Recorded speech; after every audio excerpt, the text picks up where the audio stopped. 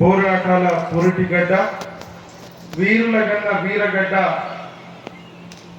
వలసల గడ్డ కాదిది, ఆకలి విలువ తెలిసిన గడ్డ, నా పాలమూరు గడ్డ, హిందువుల అడ్డ, ఈడ పుట్టిన ప్రతి బిడ్డ భరతమాత ముద్దు బిడ్డ అంటూ భారత్ మాతాకి, సియావర్ రామచంద్ర భగవానికి, పవన సుత హనుమానికి, జై శ్రీరామ్, జై శ్రీరామ్. రత్నాకర దౌతపదం హిమాలయ కిరీటిని బ్రహ్మరాజస్యరత్నాడ్యం వందే భారత మాతరం. మనందరినీ కన్న భూమి, మనందరినీ మోస్తున్నటువంటి మాతృభూమి, ఎంతోమంది వీరుల కన్నా మాతృమాత, మనందరి మాత భరతమాత పాదపద్మములకు ప్రణమితులకు, వేదికను అలంకరించినటువంటి పెద్దలకు, విచ్చేసినటువంటి హిందూ బంధువులకు, మాతృమూర్తులకు, చిన్నారులకు ఆ జగన్మాత జగదంబ భరతమాత యొక్క ఆశీస్సులు ఎల్లప్పుడూ ఉండాలని మనసారా కోరుకుంటున్నాను హిందూ బంధువులు. మరి ఈరోజు మనమందరం ఈ హిందూ సమ్మేళన కార్యక్రమానికి రావడం, ఎందుకు హిందూ సమ్మేళన కార్యక్రమాన్ని ఎందుకు చేసుకుంటున్నామంటే చెప్తాను. ఒక స్వామీజీ కథ మొదలుపెట్టిందంట. ఇక 8 గంటలకు స్టార్ట్ అయింది. కొన్ని సాంస్కృతిక కార్యక్రమాలని పాపం పోయింది కొంతమంది. ఇంకా అవుతుంది పొద్దుగాల 3 అవుతుంది. ఎవరు కథలు పట్టిన పోయిండ్రు, తిండికి ఆకలేదని ఎవరు పోయిండ్రు. పాపం అక్కడి కడవ చూసినసరికి ఇక్కడ దా బాబు అని అడిగాడు. వచ్చి ఏంది నాయన నా కథ అంతా బాగా నచ్చిందా, ఇంతసేపు కూర్చున్నావు అంటే, స్వామి అవును అంత బాగుంది, కానీ నువ్వు కూర్చున్న కుర్చీ నాది, అది ఇంటికి తీసుకెళ్ళడానికి ఇంతసేపు కూర్చున్నా, నువ్వు ఎప్పుడు కుర్చిస్తే అప్పుడు ఇంటికి వెళ్ళిపోతా అని చెప్పేసిండట. అట్లా నా కోసం, నా దేశం కోసం ప్రాణాలు అర్పించడానికి సిద్ధంగా ఒక్క బిడ్డలు కూర్చున్నా సరే నా కాత ప్రాణాన్ని మొదలు పెడతా అని చెప్పేసి, గంగి గోవుపాలు గరిడైన చాలు, కడివెడైననేవి కర్మపాలు, భక్తి కలిగిన కూడు పట్టెడైనని చాలు, విశ్వధాభిరామ వినురవేమానారు. మన దేశం కోసం, ఈ సనాతన ధర్మాన్ని నిలబెట్టడం కోసం 1,00,000 మంది అవసరం లేదు, కోట్ల మంది అవసరం లేదు. ఈ దేశ ధర్మ పరిరక్షణకు నేను ఒక్కరిని ఉంటాన్న ఒక్క బిడ్డడుంటే చాలు, ఈ సనాతన ధర్మం ఎప్పుడు చిరస్థాయిగా నిలబడుతుందని ఈ సందర్భంగా తెలియజేస్తున్నాం. మరి ఈ హిందూ సమ్మేళనాన్ని ఎందుకు జరుపుతున్నాం?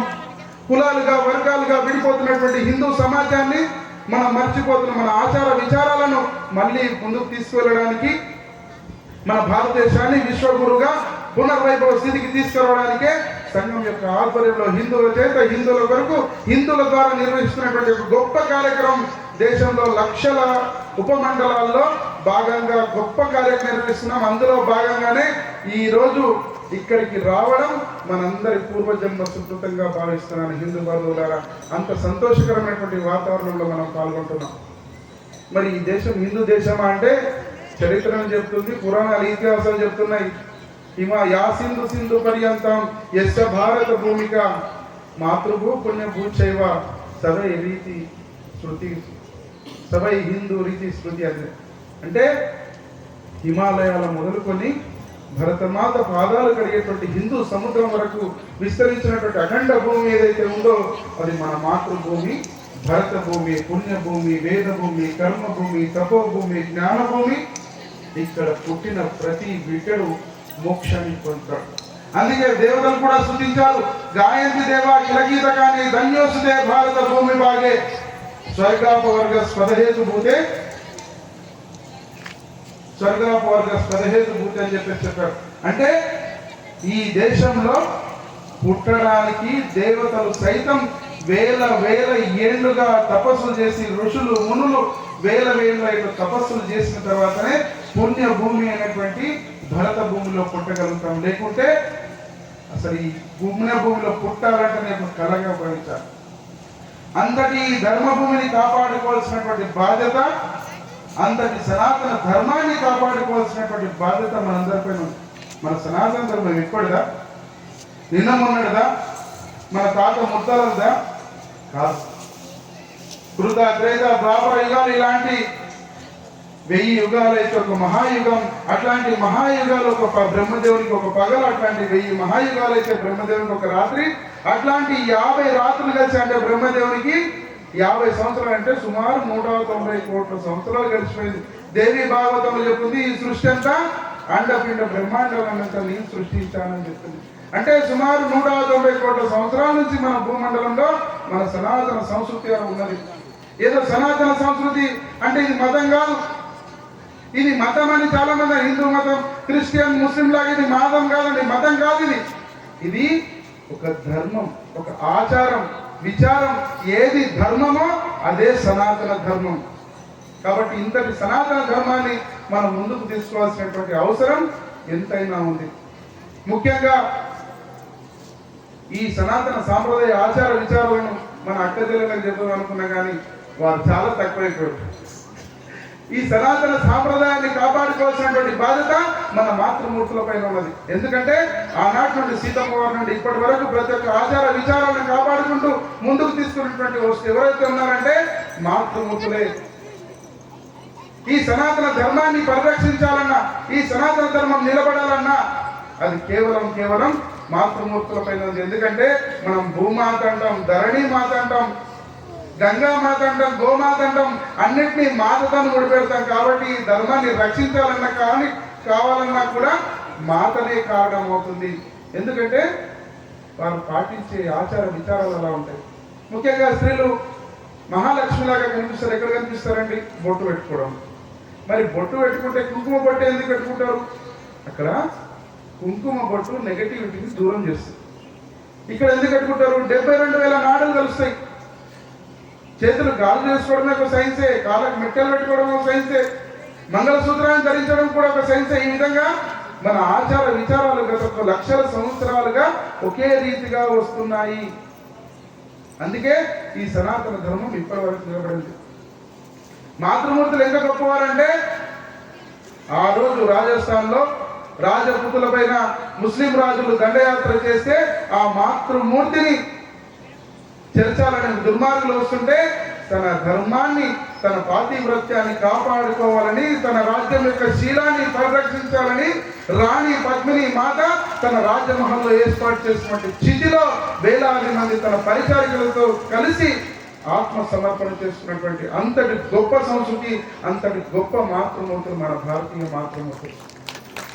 తన కళ్ళెదురుగా మహారాష్ట్రలోని శివనేరి కోటలో తన కళ్ళెదురుగా ఒక శివాలయంలో దేవాలయం దగ్గరికి వెళ్తున్నటువంటి మాతృమూర్తులని అప్పటి ముస్లిం రాజులు దుర్మార్గులు మాతృమూర్తుల పైన దాడులు చేస్తుంటే ఒక మాతృమూర్తి పరమేశ్వరుని ప్రార్థించింది, అయ్యా పరమేశ్వర నాకంటూ బిడ్డను ప్రసాదించు, ఆ బిడ్డను సనాతన ధర్మాన్ని కాపాడాలి, హిందూ రాజ్యాన్ని స్థాపించాలి, అఖండ భారతాన్ని స్థాపించాలి, అట్లాంటి బిడ్డను నాకు ప్రసాదించాలని పరమేశ్వరుని కోరుకుంటే పరమేశ్వరుడు సంతోషించాడు, ఒక బిడ్డను ప్రసాదించాడు.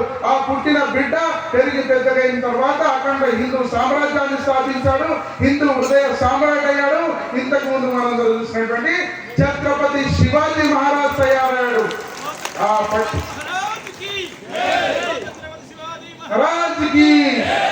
ఆ పుట్టిన బిడ్డ అతి చిన్న వయసులోనే తన యొక్క కళ్ళెదుట గోమాతని వధశాలకు తీసుకుంటూ వెళ్తున్నటువంటి ఒక దుర్మార్గుడిని నిలువరించి ఆ దుర్మార్గుని యొక్క చేతులు నరికినటువంటి బాల్య వయసులో కూడా ఒక బిడ్డడు ఎలాగైందంటే ఆ బిడ్డడు ఛత్రపతి శివాజీ మహారాజ్. మరి ఆ బిడ్డను ఎలా తయారు చేశారండి? ఆ బిడ్డను తయారు చేసింది వీర వనిత. పుట్టుకతోనే మనం ముగ్గుపాలతో ఏవేవో ఇంగ్లీష్ పాటలు నేర్పిస్తున్నాం. ఇప్పుడు ఆ మహిళ ఆ మాతృమూర్తి ఉగ్గుపాలతో వీరత్వాన్ని కలిపి నేర్పింది, తన పాలలో వీరత్వాన్ని నింపి తాపింది. రామాయణంలోని రాముని యొక్క గుణగణాలను తెలిపింది, సీతామాత యొక్క పాతివ్రత్యం గురించి తెలిపింది, మహాభారతంలోని శ్రీకృష్ణుని గురించి చెప్పింది, పాండవుల యొక్క వీరోచిత పోరాటం గురించి ధర్మం అంటే ఏంటని నేర్పింది. ఆ విధంగానే పుట్టుకతోనే ఆ బాలునికి వీరత్వం పోయడం వలనే ఆ బిడ్డడు పెరిగి పెద్దయ్యాక అఖండ హిందూ సామ్రాజ్యాన్ని స్థాపించాడు. కాబట్టి ఆ బిడ్డని తయారు చేసింది ఎవరో కాదు, ఆ ద్వితీయమాత యొక్క గొప్పతనం వలనే అంతటి బిడ్డడు తయారయ్యాడు. కాబట్టి మాతృమూర్తులు గుర్తించుకోవాలి. మన బిడ్డల్ని ఎలా వీరత్వాన్ని నేర్పాలి. కాబట్టి ఈ సనాతన సంప్రదాయాన్ని కాపాడుకోవాల్సినటువంటి బాధ్యత మనందరిపైన ఉంది. మరి ఇంతటి గొప్ప దేశం ప్రపంచంలో ఎక్కడ లేదండి. ఇంతటి గొప్ప దేశం, ఇంతటి గొప్ప సంస్కృతి ప్రపంచంలో ఎక్కడ లేదు. ప్రపంచం అన్నమో రామచంద్ర అని ఏడుస్తున్నప్పుడు ప్రపంచానికి అన్నభిక్ష పెట్టింది నా భారతదేశం. ప్రపంచం అజ్ఞానాంధకారంలో కొట్టుమిట్లాడుతున్నప్పుడు ప్రపంచానికి జ్ఞానం అనే వెలుగులు నింపి ప్రపంచానికి తక్షశిల నలంద లాంటి యూనివర్సిటీలు స్థాపించి అప్పట్లోనే వేలాది మంది విద్యార్థులకు జ్ఞాన భిక్షను పెట్టినటువంటి దేశం నా భారతదేశం. ప్రపంచం గుడ్డలు కట్టకుండా ఆకుల మొక్క చెట్లతో గుహల్లో నివసిస్తున్నప్పుడే పట్టు పితాంబర్లు కట్టినటువంటి దేశం నా భారతదేశం. అందుకే నా దేశం అజరామర దేశం, నా సంస్కృతి అజరామరమైనటువంటి సంస్కృతి. ఈ సంస్కృతి మీద దాడి చేయడానికి వేల సంవత్సరాలుగా ఎందరో దుర్మార్గులు కుట్ర పన్నారు.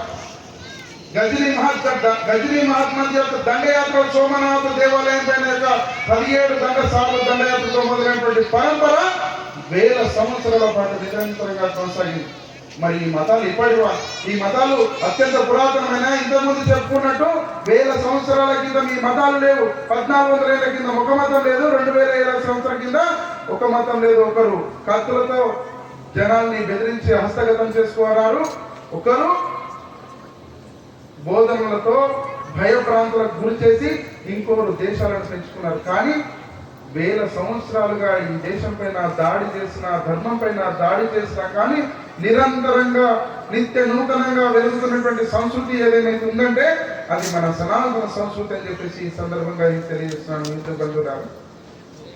మరి ఈ దేశం కోసం, ఈ సనాతన ధర్మం కోసం ఎందుకు ఇంతకంటే అప్పుడు ఆనాడు శ్రీరామచంద్ర ప్రభు అన్నాడు, లక్ష్మణ మహారాజు శ్రీరాముడు లంకను గెలిచిన తర్వాత స్వర్ణమయ లంకను చూసి లక్ష్మణుడు అన్నాను, అయ్యా అన్నా ఇంతటి స్వర్ణమయ లంక ఉన్నది, ఈ లంకని మనం హస్తగతం చేసుకున్నాం, ఇక్కడ మనం రాజ్యం వెళ్దామంటే అప్పుడు శ్రీరామచంద్రుల వారు అన్నారు, జననీ జన్మభూమిచ్చ స్వర్గాదపి గరియసి అని. నమస్తే సదా వత్సలే మాతృ. ఈ సనాతనమైనటువంటి ఈ భరత భూమి కోసం ఎందరో మహానుభావులు 1000 సంవత్సరాలు 1000 సంవత్సరాలుగా లక్షలాది మంది, కోట్లాది మంది ఈ భరత భూమి పరిరక్షణ కోసం తమ ప్రాణాలను తురపాయంగా అర్పించారు. ఈ దేశంలోని ప్రతి మట్టి కనువులో మహనీయుల రక్తంతో తడిసిపోయింది. ఈ దేశంలోని ప్రతి నదీ జలాల్లోని ప్రతి నీటి కనువులో మహనీయుల రక్తం కలిసిపోయింది. అందుకే ఈ దేశం వీరుల గన్న వీరగడ్డ. అంతటి దేశంలో మనం పుట్టడం కూడా గొప్ప అదృష్టంగా భావించాలి. ఒక ఛత్రపతి సంభాజీ మహారాజుని అప్పటి ఔరంగజేబు నువ్వు మతం మారవా అని చెప్పేసి ఆదేశించాడు. వాడు అనుకున్నాడు, కలగన్నాడు, ఒక్క ఛత్రపతి సంభాజీ మహారాజుని మన మతం మారిస్తే ఈ అఖండ భారతాన్ని ముస్లిం దేశంగా మార్చవచ్చని వాడు దుర్మార్గుడు కలగన్నాడు. కానీ ఛత్రపతి సంభాజీ మహారాజు బెదరలేడు, అదరలేడు. నా ప్రాంతంలో ప్రాణం పోయినా పర్వాలేదు కానీ నేను సనాతన ధర్మాన్ని వీడనటువంటి గొప్పనైనటువంటి వీరుడు ఛత్రపతి సంభాజీ మహారాజు. ఔరంగజేబు అప్పటి కొంతమంది తన మిత్రులు, కొంతమంది దుర్మార్గులు హిందువుల చేతనే మోసపోయి ఛత్రపతి సంభాజీ మహారాజు ఔరంగజేబు పట్టబడ్డాడు. తులాపూర్ అనేటువంటి గ్రామంలో రాతి ద్వారానికి ఇనుప సంఖ్యలతో, బండెడు ఇనుప సంఖ్యలతో నేను గోవాలోని ఒక కార్యక్రమానికి వెళ్తే సంభాజీ మహారాజుని కట్టేసినటువంటి గొలుసులను అక్కడ ప్రదర్శనకు వచ్చారు. అవి ఏదో చిన్న గొలుసులు కావండి. ఇప్పటి మన పిల్లలు చిన్న సుత్తిల ముక్క కడితే కూడా తెంపలేనటువంటి వాళ్ళం తయారాం. కానీ ఆ మహారాజు యొక్క పరిచిన గొలుసులు ఈ స్టేజ్ అంతా పొడుగున్నాయి. ఒక్కదో 2-3 కిలోల గొలుసులు కావండి. టన్నుకు పైన గొలుసులు ముడుతుంటే నా లోపల ఆగ్రహాజ్వాలలు పెళ్ళుకుపోయి రక్తం మసులుతుంది. అట్లాంటి వీరుణ్ణి ఊహించుకున్నాను. ఎంతటి మహానుభావుడో, ఎంతటి గొప్ప శూరుడో, వీరుడో ఆ మహాత్ముని ఔరంగజేబు నువ్వు మతం మారుతావంటే నేను మతం మారి నీకు రాజ్యం ఇస్తాను, కూతురుని ఇస్తానని చెప్తే కూడా మతం మారలే. ఒకరోజు గోర్లు పీకాడు, ఒకరోజు చర్మాన్ని వలిచి ఉప్పు నాగించారు, అయినా చెల్లించలేదు. ఒకరోజు చెవులో సీసం పోశారు, ఒకరోజు కళ్ళు పీకారు, చివరికి ఒకరోజు నాలుక కత్తిరించారు, అయినా మతం మారలే. చివరికి ఆయన కంఠంలో ప్రాణం పోయిన ఈ దేశం కోసం తన ప్రాణాలు అర్పించినటువంటి గొప్పనైన మూర్తి ఎవరైతే ఉన్నారంటే ఛత్రపతి సంభాజీ మహారాజ్ అని చెప్పేసి ఈ సందర్భంగా తెలియజేస్తున్నాను. ఆ రోజు ఆ వీరుడు ఈ ప్రాణ త్యాగాల వల్లనే ఈ రోజు మనం హిందువులుగా జీవించగలుగుతున్నాం. ఈ రోజు మనం బొట్టు పెట్టుకోగలుగుతున్నాం, శుభ్రంగా చీరలు కట్టుకోగలుగుతున్నాం, మన సాంప్రదాయాన్ని కాపాడగలుగుతున్నాం అంటే ఆ రోజు లక్షలాది మంది వేలాది మంది వీరులు తమ ప్రాణాలను తృణ ప్రాణాయంగా అందించిన మహారాణా ప్రతాప్ గాని, ఒక ఛత్రపతి శివాజీ మహారాజ్, సంభాజీ మహారాజ్, ఈ విధంగా చెప్పుకుంటూ వస్తే వేలాది మంది ఈ దేశం కోసం తమ ప్రాణాలను తృణప్రాయంగా అర్పించిన గొప్పనైనటువంటి చరిత్ర మన భారతదేశం యొక్క చరిత్రలో ఉంది. మరి ఈ దేశం పైన ఎంత దాడులు చేశారు, రకరకాలుగా దాడులు చేశారు. మన ప్రాంతంలో నిజాం నవాబ్ అయితే ఆడపిల్లని బరువత్తల బతుకమ్మను ఆడించారు, చాలా ఇబ్బందులు పరిచారు. జుట్టుంటే పన్ను, బొట్టుంటే పన్ను, ఈ విధంగా రకరకాల దివ్యా పన్ను లాంటి పన్నులు వేసి హిందువులను మతం మార్చడానికి వచ్చేశారు. కానీ మన హిందువులు వెలవలేరు, ఇప్పటికీ సనాతన ధర్మాన్ని పట్టుకొని నిలబడగలరు.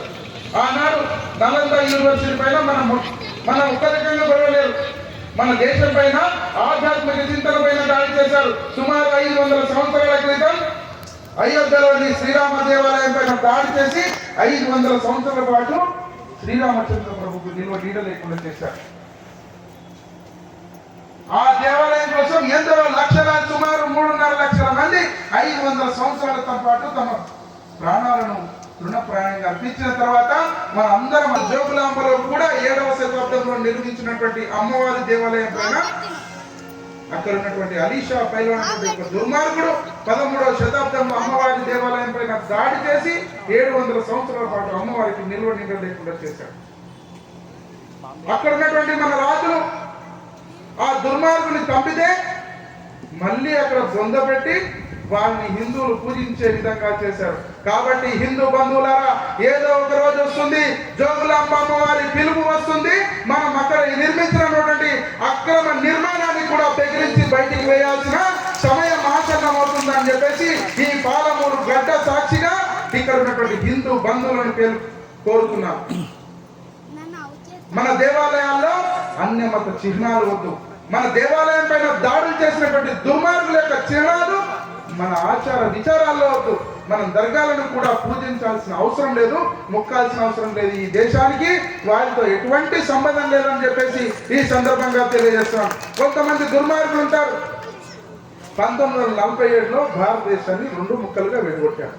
ఏ ప్రాతిపదికన విడగొట్టాడు? భారతదేశాన్ని 2 ముక్కలుగా, మతం అనే ప్రాతిపదికనే 2 ముక్కలుగా విడగొట్టారు. ఒక ముక్కని పాకిస్తాన్ పేరిట, తూర్పు పాకిస్తాన్, పశ్చిమ పాకిస్తాన్ పేరిట ముస్లిం దేశాన్ని ఏర్పాటు చేస్తే మిగిలినటువంటి భూభాగం హిందూ దేశం కావాలి. అక్కడ ఉన్నటువంటి జనాభా కంటే ఎక్కువగా 3/3 వంతు భూభాగాన్ని పాకిస్తాన్ పేరిట ఇచ్చేశారు. వారి అడిగిన దానికంటే ఎక్కువ ఇచ్చేశారు. అప్పుడు బాబాసాహెబ్ అంబేద్కర్ అన్నారు, వారికి దేశం ఇచ్చినా పర్వాలేదు, అక్కడ వారికి మొత్తం దేశం ఇచ్చారు కాబట్టి ఇక్కడ ఉన్నటువంటి మొత్తం జనాభాని అక్కడికి పంపించండి, అక్కడ ఉన్నటువంటి హిందువులను మొత్తాన్ని ఇక్కడ తీసుకోరండి అని బాబాసాహెబ్ అంబేద్కర్ వేడారు. కానీ ఆ కాలిన గాయం, విభజన గాయం లాహోర్ నుండి ట్రైన్లలో లక్షలాది శవాలు, హిందూ బంధువుల యొక్క శవాలు రక్తంతో కారుకుంటూ రిటర్న్ గిఫ్ట్గా భారతదేశానికి వచ్చాయి. కానీ ఇక్కడ ఉన్నటువంటి ముస్లింలు మాత్రం అక్కడికి వెళ్ళలేకపోయారు. కొంతమంది ఉదార భావనల వల్ల ఈ దేశంలో అలాగే స్థిరపడిపోయారు. మరి వారికి అందరికీ ఈ దేశం పైన ప్రేమ ఉందా అంటే కొంతమంది చెప్తారు, అయ్యా మీ దేవాలయం, మీ యొక్క దర్శనీయ స్థలం, మీ యొక్క ఆత్మ ఎక్కడ ఉన్నాయంటే ఒకడు చెప్తాడు సౌదీ అరేబియా వైపు చూసి నా ఆత్మ మక్కా వైపు ఉందని చెప్తాడు. ఇంకొకరిని అడుగుతాం నల్లట్ట బుక్కు పట్టుకొచ్చడానికి, అయ్యా నీ యొక్క ఆత్మ, నీ యొక్క పరమాత్ముడు ఎక్కడున్నాడు అయ్యా అంటే వాడు చూపిస్తాడు జెరూసలేం వరకు. మరి ఈ దేశంలో ఉంటూ, ఈ దేశం తిండి తింటూ, ఈ దేశం గాలి పీలుస్తూ భరతమాతకు జయం అంటే మాత్రం ఇది నా మాతృభూమి కాదు, నా మాతృభూమి అక్కడనే ఉన్నా అని చెప్తాడు. భారత్ మే రహనా హే తో వందే మాతరం కహనా హే వర్ణ భారత్ చోడ్నా హే. భారతదేశంలో ఉండాలంటే వందే మాతరం అనాల్సిందే, జై శ్రీరామ్ అనాల్సిందే, లేదంటే మీ దేశానికి వెళ్ళిపోవాల్సిందే. కాబట్టి ఇది మాత్రం బాగా గుర్తించుకోవాలని అర్థమయ్యేటువంటి వాళ్ళకు అర్థమవును గాక. కాబట్టి ఒకటే గుర్తించుకోవాలి, మనమందరం ఈ దేశం కోసం మన ప్రాణాలు అర్పించడానికైనా సిద్ధంగా ఉండాలి. మన నలంద యూనివర్సిటీ మన జ్ఞానం మీద దెబ్బతీశారు, మన సంస్కృతి మీద దెబ్బతీశారు. నలంద యూనివర్సిటీలో అక్కడ ఉన్నటువంటి రూమ్ లో 10,000 మంది విద్యార్థులు 1000 మంది టీచర్లు ఉంటే వారు అతి కొద్ది మంది వచ్చి మన వాళ్ళు కొంత దాక్కుంటే అక్కడ ఉన్నటువంటి విద్యార్థులను టీచర్లను తెగ నరికితే అక్కడ ఉన్నటువంటి మన భాండాగారాన్ని జ్ఞాన భాండాగారాన్ని ప్రపంచంలో సోనేకి చిడియా ప్రపంచంలో బంగారాన్ని మనులను రాసులను రోడ్ల మీద ధాన్యం గింజలుగా పోసుకున్నటువంటి దేశం వాళ్ళందరూ ఈ దేశాన్ని ఈ జ్ఞానాన్ని చూసే కన్ను పుట్టింది. అందుకే అక్కడ ఉన్నటువంటి నలంద యూనివర్సిటీలో ఉన్నటువంటి పుస్తకాలని తాటాకులను తగలబెడితే ఆ పుస్తకాలు 3 నెలల పాటు అంటుకున్నాయి అగ్ని ఆరకుండా. చూడండి ఎంతటి జ్ఞాన సంపద ఆ అగ్నికి ఆవుతైందో ఆలోచించండి హిందూ బంధువులు. ఒకవేళ అదే టెక్నాలజీ మనకుంటే ప్రపంచంలో ఉన్నతమైనటువంటి స్థానానికి వెళ్ళేవారం. అప్పుడు కూడా ఏ టెక్నాలజీ ఉన్నా లేకున్నా అంతకంటే పూర్వం నా సైన్స్ ఎంతో గొప్పది. భూమికి సూర్యుడికి దూరంగా వచ్చింది. అప్పుడే వాళ్ళకి తెలియదు భూమి బల్లపరుకున్నా అనుకున్నది. కానీ అప్పుడే మన బుక్కుల్లో సూర్యమండలం చంద్రమండలం సృష్టి గురించి చెప్పారు. ఆర్యభట్టుడు సున్నాను కనుగొన్నాడు. కణాదుడు సుశ్రుతుడు ఆర్యభట్ట ఈ విధంగా ఎందరో మహాత్ములు సైన్స్ కందరి జ్ఞానాన్ని మనకు అందించారు. వైద్యానికి సంబంధించిన ఎంతో జ్ఞానాన్ని అందించారు. కానీ వాళ్ళకు మనం పొదువేం కాదు. ప్రపంచంలో మన స్వాతంత్రం రాకంటే పూర్వమే సుమారు 300-400 సంవత్సరాలు ఈ దేశాన్ని దోచకన్నా ముందు మన భారతదేశం ప్రపంచ జీడిపిలో 30% జీడిపి అంటే ప్రపంచం మొత్తం 100 రూపాయలు సంపాదిస్తే మనం 30 రూపాయలు సంపాదించేవాళ్ళం. అంతటి గొప్పనైనటువంటి దేశం మన భారతదేశం. కాబట్టి మనం ఏం చేయాలి? అట్లాంటి సనాతన సాంప్రదాయాన్ని కాపాడుకోవాలి. ఇక్కడ ముక్క చేసి జరుగుతుందమ్మా. మన ఇప్పటికీ మన సంస్కృతి ఆచారాలపైన దాడులు జరుగుతున్నాయి. మన ఆచార విచారాలపైన దాడులు జరుగుతున్నాయి. మన పాఠ్యాంశాలలో మీరు బాగా గమనించండి. స్వాతంత్రం వచ్చిన తర్వాత ఎవరి గురించి చరిత్ర తెలుసుకోవాలి? ఈ 1000 సంవత్సరాలు ఈ భూమి కోసం, ఈ ధర్మం కోసం, సనాతన ధర్మం కోసం, ఈ మాతృభూమి మట్టి కోసం కొట్లాడినటువంటి వీరుల గురించి కదా మనం తెలుసుకోవాల్సింది. ఒక శంభాజీ, ఒక మహారాణా ప్రతాప్ గురించి, ఒక ఖుదీరామ్ బోస్ గురించి, ఒక భగత్ సింగ్ గురించి, ఇట్లాంటి ఎందరో వీరుల గురించి కదా మనం తెలుసుకోవాల్సింది. కానీ మన పాఠ్య పుస్తకాల్లో ఏం చూపించారు? ఒక అక్బర్ నుంచి వాడు పరమత సహనం అని చూపించారు. వాడు రాణి పద్మిని లాంటి మహాత్మూర్తమైన ఇబ్బందులకు గురించినటువంటి వాడా మనకు పరమత సహనాన్ని చెప్పేది? ప్రపంచంలో వసుదైవ కుటుంబకం అంటూ సర్వే జనా సుఖినో భవంతు అనేటువంటి గొప్పనైనటువంటి సంస్కృతి ఏదైతుందంటే నా సనాతన సంస్కృతి. దాని గురించి కదా మన పాఠ్య పుస్తకాలు చెప్పాలి. వాడెవడో బాబర్ గారు చెప్పిండు, అక్బర్ గారు వాడిని తీసుకొచ్చి మన పాఠ్య పుస్తకాలు చెప్పించాల్సినటువంటి అవసరం ఏముంది? మొఘలుల గురించి, తురుష్కుల గురించి, ఒక టిప్పు సుల్తాన్ గురించి మైసూరు రాజ్యంలో 1000 మంది బ్రాహ్మణుల పైన నిర్దాక్షిణ్యంగా దీపావళి పండుగ నాడు జరుపుకుంటుంటే వేలాది మంది పైన కత్తుల తర్వాలను ఆడించినటువంటి టిప్పు సుల్తాన్ గురించి మన మన పాఠ్య పుస్తకాల్లో గొప్ప స్వాతంత్ర సమర యోధులుగా కీర్తిస్తున్నారు. అది ఎంతటి అవమానకరం! అందులో భాగంగా మైసూరు లాంటి ప్రాంతంలో ఇప్పటికీ దీపావళి పండుగ నాడు దీపావళి జరుపుకోరు. హిందూ బంధువులను మన చరిత్రకు దూరం చేశారు, మన జ్ఞానానికి దూరం చేశారు, మన చరిత్రను మరుగున పరిచేశారు. కాబట్టి మనం మన చరిత్ర గురించి తెలుసుకోవాలి. మన పిల్లలకి మన నాయకుల గురించి చెప్పాలి. అందరూ అంటుంటారు వీళ్ళు ముస్లింల గురించి వ్యతిరేకం అంటుంటారు. మాకు అబ్దుల్ కలాం మౌలానా, మనకు ఏపీజే అబ్దుల్ కలాం లాంటి గొప్ప భారతీయ పుత్రరత్నాలు మేము అట్లాంటి బిడ్డల్ని కంటాం. ఈ దేశం కోసం, ఈ సనాతన ధర్మం కోసం, సనాతన ధర్మాన్ని గౌరవిస్తున్నటువంటి ఏపీజే అబ్దుల్ కలాం లాంటి గొప్ప వీరుని కూడా మేము తయారు చేసుకోగలుగుతాం. అట్లాంటి వీరుని కంటాం మేము. కాబట్టి హిందూ బంధువులారా, ఈ దేశం కోసం, సనాతన ధర్మం కోసం ఏదైతే అన్యాయం జరిగిందో దాన్ని మీ పిల్లలకి బోధించాలి. తల్లిదండ్రులు చెప్పాలి. లేకపోతే మన చరిత్రలో కొన్ని పార్టీలు అంటుంటాయి. మనం ఎందుకు ఇది అంటే మనం కులాలుగా విడిపోతున్నాం, వర్గాలుగా విడిపోతున్నాం, చివరికి పార్టీలుగా కూడా విడిపోతున్నాం. మరి ఆ పార్టీలు మీరు విడిపోతున్నారు సరాసరి. కానీ ఆ పార్టీలు ఏమైనా మిమ్మల్ని హిందువులుగా గుర్తిస్తున్నాయా? ఒక పార్టీ అంటుంది మాది ముస్లిం పార్టీ అంటుంది, వాళ్ళ నవాబు ఢిల్లీలో ఉంటాడు, ఇక్కడ కాసిం రాజు ఉంటాడు, ఆయన ఏం చేస్తుంటాడు? దేవాలయాల మీద దాడులు చేస్తుంటారు, హిందువుల మీద దాడులు చేస్తుంటే కిమ్మనకుండా గప్ప కూర్చుంటాడు. అట్లాంటి పార్టీలు కూడా ఉన్నాయి మన దేశంలో. కొన్ని పార్టీలు సెక్యులర్ పార్టీలుగా తయారయ్యాయి. మరి హిందువుల కంటే ఒక పార్టీలు ఉన్నాయి. ఏ పార్టీ అయితే నీది నా హిందువులదని అనుకునేటువంటి పార్టీలు ఉన్నాయో అట్లాంటి వాటిని మీరు సంరక్షించండి. మీరు ఆ పార్టీలో ఉన్నా పర్వాలేదు, మీరు మాది ముస్లిం పార్టీ అని చెప్పుకునే పార్టీలో కూడా ఉన్నా పర్వాలేదు. అయ్యా మీరు 100 మందిలో 20 మంది ముస్లింలు ఉన్నారు, వాళ్ళ కోసమే మీరు అన్ని ప్రకటిస్తే మరి 100లో 80 మంది ఉన్నాం, మా కోసం నువ్వు ఏం ప్రకటిస్తున్నావా అని మీరు నిధులు తీయాలి. అప్పుడే మీరు నిజమైన హిందువులని ఈ సందర్భంగా తెలియజేస్తున్నారు. మీరు ఉన్నా పర్వాలేదు, ఉండండి, మరి మా కోసం ఏం చేస్తున్నామని మీరు అడగాలి. మీరు ఏ పార్టీలో ఉన్నా పర్వాలేదు, మీరు మీ పార్టీలకు వ్యతిరేకంగా మాట్లాడతారు, కానీ మీరు గమనించాలి ఎవరు మన కోసం ఏం చేస్తున్నారు, వారిని మనం ఎవరిని ఎన్నుకోవాలి, ఈ దేశం కోసం ఎవరిని ఎన్నుకోవాలనేటువంటి స్పృహ కూడా మనం కలిగి ఉండాలి. అప్పుడే ఈ దేశం నిలబడగలుగుతుంది. లేకుంటే వాడు మొన్న ఎవరో ఇరాన్లో ఖమేనీ గారు చచ్చిపోతే ఇక్కడ ఖమేనీ గారి కోసం మొత్తం గెలుపు మొదలుపెట్టారు. ఆ ఖమేనీ గారు చచ్చిపోతే ఈ ఖమేనీ గారు ఏడ్చారు. అట్లాంటి ఈ దేశంలో పుట్టిన వాళ్ళు పరాయి దేశానికి బానిసలు అయిపోతారు. లేకుంటే మా దేశం వాళ్ళ నాయకులు అని చెప్పుకుంటారు ఎక్కడికైతే. కాబట్టి బాగా గుర్తుంచుకోవాలి, మన దేశ అస్తిత్వాన్ని కాపాడుకోవాలి.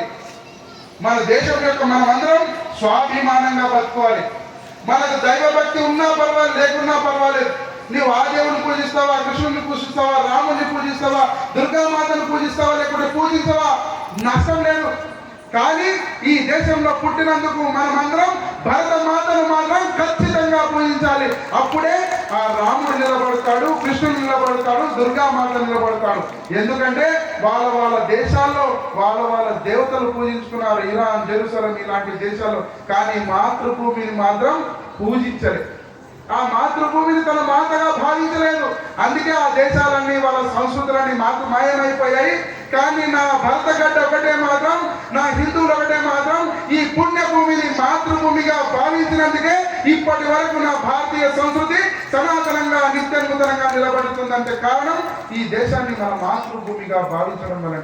కాబట్టి మీ అందరిని ఒకటే కోరుకుంటున్నాను, ఈ దేశాన్ని ప్రేమించండి, ఈ ధర్మాన్ని ప్రేమించండి. అప్పుడే నీ కుటుంబం నిలబడుతుంది, నీ బిడ్డలు నిలబడుతున్నారు. లేదంటే చాలా ఇబ్బందుల పరిస్థితులు గురించుకోవాల్సి ఉంటుంది. హిందూ బంధువుల చాలా మంది ఒక మైండ్లో ఒక ఆలోచన ఉంటుంది, దుర్మార్గమైనటువంటి ఆలోచన. మన ఏమంటారు, నిజాముల గడ్డ మీద పుట్టినందుకు 2-3 నిమిషాలు మాట్లాడి అయిపోతుంది. ఎందుకంటే అన్ని కాలైనా కానీ ఇది అయిపోతుంది. మన దుర్మార్గమైనటువంటి ఆలోచన వస్తుంటుంది. ఏమనంటే హిందూ ముస్లిం బాయి గంగా జమున తహజీబ్ అనేటువంటి దుర్మార్గమైనటువంటి భావన మన లోపలనే ఉంది. రఘుపతి రాఘవ రాజారాం, ప్రతీత భావన సీతారాం, ఈశ్వర్ అల్లా తేరోనా సబ్కో సమ్మత్ దే భగవాన్. ఇదంతా పిచ్చి హిందువులు మన గుళ్ళనే వాడతాడు. అదే వాడు మస్జిద్లో వాడతాడా, వాడు భయమాట చర్చిలో వాడతాడా? వాడాడు కదా. ఆ దుర్మార్గమైనటువంటి మనకు కళ్ళెదుట నిజం కనిపిస్తుంది. పచ్చ కామెరలోకి లోకమంతా పచ్చగా కనిపించినప్పటికీ సెక్యులర్ భావముసులతో సెక్యులర్ అనేటువంటి కండ గంటలు కట్టుకున్నానికి లోకమంతా సెక్యులరే కనిపిస్తుంటుంది. వాడు రాజుగానే అనుకో తీపిగానే కనిపిస్తుంది. మనం ఆ పచ్చ కామెరటువంటి వ్యాధి, సెక్యులర్ వ్యాధి లాంటి పచ్చ కామెర్ల వ్యాధి నుండి మనం బయటపడాలి. నేను ఒక ప్రశ్న అడుగుతాను. మనం పూజించే 30 దేవతల స్వరూపమైనటువంటి గోమాతని బక్రీద్ పండుగ నాడు, రాబోయే రోజులు వస్తుంది, బక్రీద్ పండుగ నాడు సుత్తతో తలపై కొట్టి వేడి నీళ్లతో చర్మాన్ని వచ్చి ముక్కలుగా నరికి చిత్రవదకు గురి చేసి పండుగ చేసుకొని తినే దుర్మార్గుడు మన అన్నదమ్ములు అవుతారా? గట్టిగా చెప్పండి, అవుతారా? మనం పూజించే అమ్మవారి దేవాలయాలు ముత్యాలమ్మ కానీ, జోగులమ్మ కానీ, వేములవాడలో రాజమ్మ కానీ ఇలాంటి దేవాలయాల పైన నిరంతరం దాడి చేసి దేవాలయాల పైన దాడి చేసినటువంటి దుర్మార్గులు మనకు అన్నదమ్ములు అవుతారా? మనం మాతృమూర్తులుగా పూజించినటువంటి మహిళల్ని వంచి, ప్రేమించి, మోసగించి, అనుభవించి ఢిల్లీ లాంటి గ్రామాల్లో శ్రద్ధావాదమైనటువంటి అమ్మాయిని 32 తుకడులుగా నరికి ఫ్రిడ్జ్ లో పెట్టి చిన్న ఒక శివారులో 32 తుక్కులని 32 రోజుల పాటు ముక్క వేసినటువంటి దుర్మార్గులు మన కన్నదమ్ములు అవుతారా? గట్టిగా చెప్పండి, అవుతారా? మొన్న ఢిల్లీలో హోలీ పండుగ చేశారు. హోలీ పండుగలో ఒక చిట్టి పాప తను ఆడుకుంటూ తన చేతిలో గుబ్బ, నీటి ఏమంటారు, హోలీ రంగు కలర్ల నీటి బుగ్గ చేతిలో నుండి జారిపడి ఒక ముస్లిం మహిళ పడింది. స్వామి నువ్వు పేర్లు పెట్టి వీళ్ళకి ఏమనంటే వాళ్ళు ముస్లిం అనకు క్రిస్టియన్ అనకు ఇబ్బంది అవుతుందంటే, అరే భయం అనేటువంటి మా బ్లడ్ లోనే లేదు. ఎందుకంటే నేను హిందువులం, మా రక్తంలో ఛత్రపతి శివాజీ రక్తం ప్రవహిస్తుంది, సంభాజీ రక్తంలో ప్రవహిస్తుంది. ఈ క్షణంలో నా ప్రాణం పోయినా పర్వాలేదు, ఈ ప్రాణం భరతమాత పాదాలకు అంకితం చేస్తామనేటువంటి సందేశాన్ని ఇస్తున్నాం. మనకు భయం అనేది ఉండరాదు. ఒకవేళ భయం అనేది ఉంటే ఈ రోజు భారతదేశం అనేది లేకుంటుండే అని చెప్పేసి ఈ సందర్భంగా తెలియజేస్తున్నాను. హిందువులు మన బ్లడ్లో భయం అనేది ఉండరాదు. బాగా గుర్తించుకోండి. ఎదురుగా అవతల 1000 మంది వచ్చినా 1,00,000 మంది వచ్చినా నేను సిద్ధం అనేటువంటి ఎదురుగా నిలబడగలగాలి. చాలా మందికి అంటుంటారు నాకు ఫోన్ చేసి, స్వామి నేను పోరాడుతుంటా, నేను ఒక్కనే వస్తున్నా, నా ఎంత హిందూ సమాజం వస్తలేదు, నేను ఒకనే. ఇప్పటి నుంచి మీకు కోరుకుంటున్నాను, ఏదైనా హిందువులకు సమస్య వస్తే, ఏదైనా మన హిందూ బంధువులకు సమస్య వస్తే ఆయనను ఒక్కనిగా వదిలేయకండి. అది కోమటల సమస్య, అది బాపనల సమస్య, అది మాదిగల సమస్య, ఇలా ఈ విధంగా కులాల పేరుతో వాళ్ళ సమస్య కాదండి. ఇది యావత్ హిందూ సమస్యగా భావించి వారిని రక్షించడానికి ప్రయత్నించండి. ఎప్పుడైతే మనం కులాలుగా వర్గాలుగా విడిపోయి మన సమస్యల్ని చిన్న చేసుకుంటామో వాడు సమస్యని పెద్దగా చేసి వాడు సంరక్షించబడుతున్నాడు. మొన్న కోవా బన్ను అంశమే 10 రూపాయల కోవా బన్ను కోసం యావత్ తెలుగు రాష్ట్రం ఉన్నటువంటి దొంగ సెక్యులర్లు కుహాన లౌకికవాదులు వారికి మోపయ్యి 10 రూపాయల కోవా బన్ను కోసం లక్షల రూపాయలు తగిలేసి వచ్చారు. అదే హిందూ సమాజంలో ఒక హిందూ యువకుడికి ఏదైనా జరిగితే ఈ విధంగా హిందూ సమాజం ఏకీకృతం అవుతుందా? కావాలి. కాకపోతే నష్టపోయేది కూడా మన హిందూ సమాజమే. వాడు ఆ విధంగా ఆలోచిస్తున్నాడు. ఎప్పుడైతే మన హిందూ సమాజాన్ని విడగొట్టడానికి ప్రయత్నిస్తున్నామో వాడు దాంట్లో సఫలీకృతం అవుతున్నాడు. కాబట్టి మీ అందరినీ ఒకటే కోరుకుంటున్నాను, సమాజంలోని వికృత చేస్తున్న వర్గాల వారిని మనం దేవాలయాలకు దూరం చేస్తున్నాం. ఇప్పుడు చేస్తున్నామా? పట్టణాల్లో లేదు, కొన్ని గ్రామాల్లో ఇప్పటికే ఉంది. మీరు ఎప్పుడైనా మీ గ్రామాలకు పెడితే అటువంటి భావనను దూరం చేయడానికి మీరు కృషి చేయండి. అందులో భాగంగానే మేము మా ఆలయంలో ప్రతి సంవత్సరం ఈ ఆచార పద్ధతి ఉందండి. ప్రతి మంగళ శుక్రవారంలో కొన్ని వందల మంది మా ఆశ్రమానికి వస్తుంటారు. గత 52 సంవత్సరాలుగా నేను కూడా 22 సంవత్సరాల నుంచి ఈ అనుబంధంతో చూస్తున్నాను. వారు భక్తులు వస్తుంటారు. వారితో సంభాషణ వల్ల కొన్ని అనుభవాలు ఉన్నాయి. సమయం లేదు కాబట్టి, సమయం ఉన్న భక్తులు లేరు కాబట్టి చెప్పలేకపోతున్నాను. ఆ అంశాల్లో చాలా విలువైనటువంటి సమాచారం ఉందండి. వారు ఏ విధంగా మన దేశాన్ని కొల్లగొడుతున్నారు అనేటువంటి ఆ అంశాలు అక్కడ ఉన్నటువంటి చాలా సమాచారం వస్తుంటుంది. వాళ్ళు ఒకటే అన్నారు, ఏం మన దాంట్లో ఏమవుతుందంటే మన సంతానోత్పత్తి రేటు పడిపోతుంది. వారు మన అన్నంలో మిగతా విషయాల్లో ఒక దుర్మార్గమైనటువంటి మొన్న డాక్టర్ ఒక యాసిన్ అనేటువంటి వ్యక్తి రెసిన్ అనేటువంటి పదార్థాన్ని సృష్టించి మన హిందువుల గుళ్ళలో కీర్తనలో కలిపి హిందువులను నాశనం చేయాలనుకున్నారు. లవ్ జిహాద్ చేస్తున్నారు, ఫుడ్ జిహాద్ చేస్తున్నారు, ల్యాండ్ జిహాద్ చేస్తున్నారు. మొన్నటికి మొన్న కార్పొరేట్ జిహాద్ కూడా చేశారండి. మన దేశంలోనే ఉంటూ మన కార్పొరేట్ ఆఫీస్లో వాడి హిజాబ్ ఆమె హిజాబ్ ధరించి రావచ్చంట, కానీ మన మహిళ బొట్టు పెట్టుకొని మాత్రం రావాలంట. వాడు ఈ టోపీ పెట్టుకొని రావచ్చంట, కానీ మన మహిళ మన పురుషుడు బొట్టు పెట్టుకొని రావాలంట. అంతటి దుర్మార్గమైనటువంటి భావన అక్కడ జరుగుతుంది. కాబట్టి మనం రక్షించుకోవాల్సినటువంటి అవసరం ఎంతైనా ఉంది. కాబట్టి హిందూ బంధువులారా, అక్కడ ఉన్నటువంటి ఆలయంలో ప్రతి సంవత్సరం దసరా పౌర్ణిమ రోజు సుమారు 500 మందికి పాదపూజ చేస్తుంటాం. అన్ని కులాల వారిని, అన్ని వర్గాల వారిని మహిళలు కూర్చోబెట్టి మేము అనుకున్నాం, మరి ఈ అంటరానితనం అస్పృశ్యత మన సమాజంలో లేదు, దాన్ని రూపుమాపడానికి మనం ఏం చేయాలంటే తాండూరులో సుమారు 108 మందికి దళిత సామాజిక వర్గానికి చెందిన మహిళలకు పాదపూజ చేద్దాం అనుకున్నాం. అందులో భాగంగా ఆహ్వానిస్తే 320 మంది పైన వచ్చారు. స్వయంగా నేనే వారికి పాదపూజ చేసి, అమ్మ మా సనాతన ధర్మంలో ఇలాంటి అంటరానితనం అస్పృశ్యత లేదు, మా వేదాల్లో పురాణాల్లో ఇతిహాసాల్లో ఎక్కడ కూడా కులమైనటువంటి ప్రస్తావన లేడు, రాముడు గుహుడిని గుండెల కట్టుకున్నాడు, శబరిమాత ఎంగిలి పళ్ళం తిన్నాడు, కాబట్టి మా వేదాలు పురాణాలు ఇతిహాసాలన్నీ సమానత్వమే సనాతన ధర్మాన్ని పోషిస్తున్నాయని చెప్పేసి వారి పాదపూజ చేసి వస్త్రాలు సమర్పిస్తే వారు ఎంతో సంతోషించారు. అందులో భాగంగా సామాజిక సమరస యాత్రలో మేము మెదక్ పట్టినటువంటి దుద్యాల గ్రామానికి వెళ్తే ఒక మాతృమూర్తి, దళిత సామాజిక వర్గానికి చెందినటువంటి మాతృమూర్తి ఇంటికి వెళ్ళాం. నిజ సంఘటన చెప్తున్నాను. ఒక మాతృమూర్తి ఇంటికి వెళ్తే అక్కడ ఉన్న 75 సంవత్సరాలు ఉన్నటువంటి మాతృమూర్తి మా కాళ్ళ పైన పడి రోధిస్తుంది. అమ్మా ఎందుకు రోధిస్తున్నావు ఇంతలా అన్నాడు. అయ్యా ఇన్ని సంవత్సరాల తర్వాత మా ఇంటికి ఇన్ని సంవత్సరాలు నేను 75 సంవత్సరాలు మా ఇంటికి ఇప్పటి వరకు కూడా ఒక స్వామీజీ కానీ ఒక పురోహితుడు కానీ ఇప్పటి వరకు మా ఇంటికి రాలేదు. చాలా సంతోషం అనిపించింది.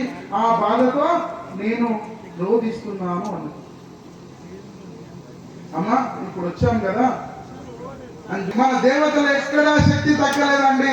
ఆయన 3 మేకలు తీసుకునికే చేత కాలేదు. కానీ మన రాముని భక్తుడైనటువంటి హనుమంతుల వారు తన తోకలో ఒక్క వెంట్రుకతో లంకని మొత్తం అంటేశాడు. అంతటి గొప్పనైనటువంటి దేవీ దేవతలు మన సంప్రదాయంలో ఉన్నారయ్యా. వేరే దేవుళ్ళకు మొక్కాల్సిన అవసరం లేదు. మన హనుమంత దేవుని తోకలు ఉన్నటువంటి వెంట్రుకలు ఉన్నటువంటి శక్తి ఆ 3 మేకల సావి కానీ పచ్చబట్ట దేవుళ్ళకి కానీ కూడా లేదమ్మా. కాబట్టి మన దేవుళ్ళనే మొక్కండి, మన దేవుళ్ళనే తలవండి. నేను అడిగాను, చూస్తే 3 మేకల స్వామి ఫోటో ఉన్నది. అమ్మా ఇంత బాగా చెప్పినావు కానీ గిరేందమ్మా అడిగిన. అయ్యా దానికి ఒక పెద్ద కథ ఉన్నది. అమ్మ మేము వేరే రకాలి దాన్ని 2 నిమిషాలు చిన్నగా చెప్పాను. అడిగితే ఆమె చెప్పింది, అయ్యా నిజం చెప్తున్నాను, ఎంత బాధతో ఆమె చెప్పిందంటే అది అప్పుడు జరుగుతున్నటువంటి సమాజంలో జరుగుతున్నటువంటి నిజమైనటువంటి సంఘటన. అప్పుడు మనం చేసినటువంటి దుర్మార్గమైనటువంటి కార్యాలని ఏమిటి? ఆమె అనారోగ్యం పాలై మంచాన పడితే అక్కడ ఉన్నటువంటి పక్కన ఉన్నటువంటి ఒక మాతృమూర్తి, అమ్మా నువ్వు హనుమాన్ దేవుని గుడిపోయిరా, నువ్వు తిరిగి ఇచ్చినానుకో నీకు ఆరోగ్యం బాగుపడుతుంది, కొద్ది రోజులు తక్కువైపోకంటే నేను హనుమాన్ దేవుని గుడికి వెళ్ళానండి. కానీ నేను ఒక్క ప్రదక్షిణ చేసి వచ్చాను. వెంటనే ఆ గుడి పెద్దలు గ్రామ పెద్దలు వచ్చి నన్ను మెల్లు బట్టి బయటికి దొబ్బారు, గుడిని క్లీన్ చేశారు. నువ్వు వంటదాని కానీ నా గుడికి ఎట్లా వచ్చావని అన్నారు. నేను బాధతో ఆ ఇంటికి వచ్చాను.